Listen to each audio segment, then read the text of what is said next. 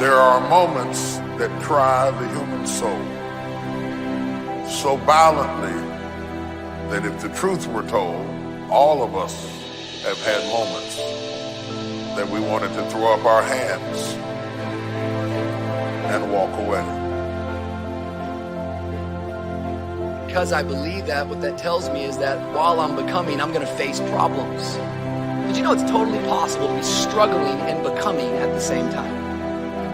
Some of you in this room, you're struggling. Just because you're struggling hasn't stopped you from becoming. Our problems do not overshadow our purpose. Our weaknesses do not discount our work, and our deficiencies definitely do not delay our destiny. We have to learn how to work our weakness. Someone say, work your weakness. Always something there to build a case on why you can't move on, why you can't grow to the next level, why you can't begin to manifest your greatness. Always something there to block you, to keep you where you are, and keep you from beginning to develop your true greatness. How do we handle it? If you've been using the fact that you don't have enough money or you don't have the education, take it head on. Go get the education. These are philosophical statements, but they are very important. Leadership begins with your belief, and your belief system determines your philosophy of life.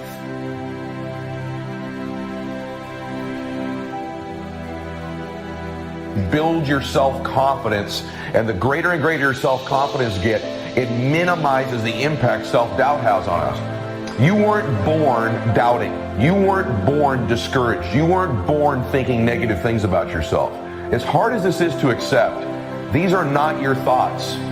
Those were thoughts that were placed in you and given to you by an external source at some time in your life. It could even be our parents. Maybe it was criticism you received as a little one that you may not even remember to this day.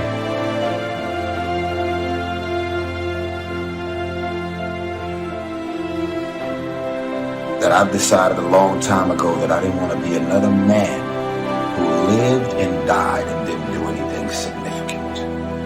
There's so many of y'all that are running around that are connecting whatever your concept of what life and love and happiness is to this thing that doesn't exist. And so in your mind, you're not living until you get to that.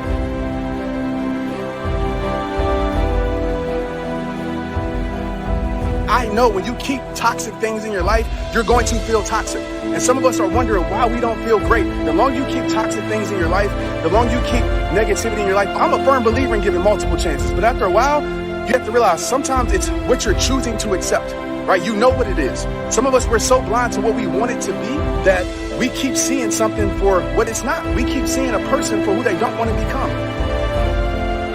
I don't care what they just said to you. I don't care what the verdict is. I don't care what the haters say. Prayer changed things. You need God. Don't you think I got here without Him. I've needed Him every step of the way. If it wasn't for God, I wouldn't even be standing here today. I'm telling you right now, you need God. Quit being ashamed about it and worrying about who looking. Go somewhere by yourself today and tell God you need some help. They doubt the whole world is going to make it. But I'm asking you not to pick up all those doubts. I'm asking you to have some faith, have some courage, believe, drive your doubts into a small corner. Don't doubt the future. Don't doubt the extraordinary gifts that your distributors bring to your organization. Don't doubt that. Don't doubt the possibilities. And here's the most important one of all. Don't doubt yourself. So you got to decide, wait. Even if things don't work out, even if I experience defeat or failure, that does not make me a failure. It's a difference between failing and being a failure.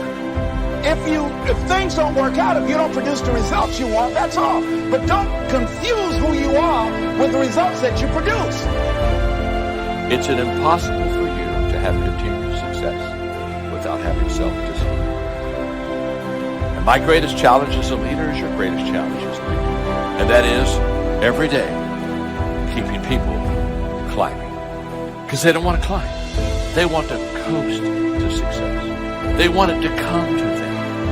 And they just kind of hope that if they're at the right place at the right time, something wonderful will happen to them. It won't. Then you still carry your history. You are afraid of success because you may lose your friends who ain't going nowhere. Very subtle problems. Your attitude is so powerful. It creates your atmosphere. It also is a source of your natural lifestyle. If you're going to change your life, you got to change your attitude. Now here's the bottom line. Your belief system is the source of your attitude. I got better. I got better day by day and week by week and month by month, and I'm asking you to do the same thing until you can develop influence that won't quit. Touch people next year you couldn't touch this year. Heart and soul now mixed in there that wasn't there, missing before. I'm asking all of you to get better in spite of the winters, in spite of the downturn. Just get stronger. Get better. We've all got those personal winters. Be careful how you think. Your life is shaped by your thoughts. You'll say, well, I'm just thinking it. Well, you don't realize how important thought is. The power of your mind, the power of your thoughts has tremendous ability to shape your life for good or for bad. And if you accept the thought, growing up somebody said to you, you're worthless, you're no good, you don't matter. If you accepted that fact, whether it was right or wrong, it shaped your life. Spring is not a guarantee of a harvest in the fall and the autumn harvest on. Here's what you must learn to do. Take advantage. Take advantage of the spring. Don't just be faked out by the spring because the nice weather has come and the winter's finally passed, the spring is here. I'm telling you that's not going to do it for you. Just because the spring is here, it's not going to do it for you. You got to seize it with your own two hands. On the other side of the difficulty is a new level of your destiny. If you'll keep the right attitude, all things will work for your good. Not some things, not just the good breaks, the promotion, but even the loss, the disappointment, the person that walked away. It wasn't random, it was ordained by God. Whatever threatens you, threaten it back. Whatever threatens your opportunity, threaten it back. Now, some of our enemies are on the outside. But here's the most important thing to understand. Some of our enemies are on the inside. Whatever threatens you, I'm asking you to threaten it back. Take care of your responsibility. Somebody wants to destroy your chances for a good future by their negative talk, negative thinking, putting it all down. I'm telling you, walk away if you have to. Walk away. Listen to this. In this quick age where we want everything now, if we don't get it now, we quit. Give it some time. Give it some focus. Until you can clap for the seedling, you will never see the tree. Because you're so busy trying to compete with the trees that you haven't gone through the process of the acorn. We think about our lives in decades. I was from the 60s, but we plan our lives in days. Very few people have a plan for the next 10 years. You're in love with tomorrow, but you're neglecting today. But until you learn how to appreciate where you are in the process, you won't get the power to evolve to your ultimate destiny. So you need to take your eye off of the tree and water what you've got now. When you want something out of life, don't worry about how you're going to get it. The most difficult thing it is to hold the vision. You want to be persistent about what it is that you want to achieve. Promising yourself you will never give up. I ask the kids, how long should a baby try to learn how to walk? How long would you give your average baby? How many times will your baby attempt to walk and fall and you just say, just sit down, don't try anymore. You've fallen 20 times. Any mother in the world would say, you're crazy. My baby is going to keep trying what? Until. What a magic word. Until. Don't get caught up in, well, I've tried it 5 times and things didn't work out. If there's something that you want, and you're hungry for it, you got to do whatever is necessary until. And don't give up on yourself. Many people give up on the 1 yard line. Oh, no. See, life is not just that simple. And that's why most people never realize their personal greatness. They're casual about life. And when you're casual about life, you will end up a casualty. You should understand this, that it was always going to be your family and your friends that would be the first ones to try and talk you out of your vision and your big idea. That's why you're supposed to live your life. Focus on your intentions and do your thing. Knowing who you are, that will determine how you behave. When you know who you are, accept who you are, then that's going to determine what you do. When you allow your behavior to confuse your identity, then that's called an identity crisis. And the way that happens is you allow your behavior to determine who you are. And your behavior should not determine who you are. You cannot continue to look at what you do and conclude that what you do defines who you are. Look back over 10 years in your life. What happened? And what have you learned from it? If you don't learn from what you lost, you have no profit. Why would you have that much pain and no profit? I want this year to propel me into my destiny. If it's just but one step, I want to make one step closer so that when I get to the next 10 years, I am ready for that stage of my life. This will be a transformative year. It is not the movement of the clock that produces the newness of life. It is the movement in your mind. God is about to transform your thinking, your mindset.